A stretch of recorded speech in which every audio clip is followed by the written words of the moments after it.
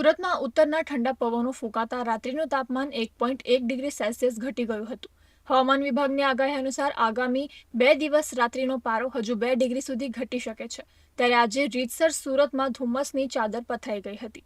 ધુમ્મસની ઉપર બિલ્ડિંગો દેખાઈ રહી હતી. જોકે ધુમ્મસ રસ્તા ઉપર ઉતરી આવ્યો હોય તેવા દ્રશ્યો સર્જાયા હતા. અત્રે ઉલ્લેખનીય છે કે વેસ્ટર્ન ડિસ્ટર્બન્સના લીધે આગામી 2 ફેબ્રુઆરીના રોજ સૌરાષ્ટ્રની સાથે દક્ષિણ ગુજરાતમાં માવઠાની આગાહી વ્યક્ત કરાઈ છે. છૂટાછવાયા વિસ્તારોમાં હળવો વરસાદ પડી શકે છે. સાયક્લોનિક સર્ક્યુલેશનની સાથે વેસ્ટર્ન ડિસ્ટર્બન્સને પગલે ફેબ્રુઆરીની 2 તારીખે વાતાવરણમાં પલટો જોવા મળી શકે છે. ખાસ કરીને દક્ષિણ ગુજરાતના નવસારી અને વલસાડ જિલ્લાના છૂટાછવાયા વિસ્તારોમાં હળવો કમોસમી વરસાદ પડી શકે છે. વરસાદની આગાહીને પગલે વાદળછાયું વાતાવરણ છવાયેલું જોવા મળી શકે છે. દરમિયાન સુરતનું મહત્તમ તાપમાન 33.1 ડિગ્રી અને લઘુત્તમ તાપમાન 16.8 ડિગ્રી સેલ્સિયસ નોંધાયું હતું.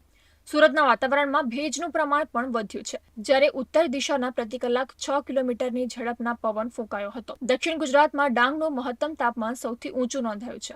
નવસારી અને વલસાડમાં માવઠાની આગાહીને પગલે ખેડૂતો ચિંતિત થઈ ઉઠ્યા છે. આ ઉપરાંત ઉત્તરના ઠંડા પવનો ફૂંકાવાનું શરૂ થતા આગામી દિવસોમાં ઠંડીનું જોર વધશે.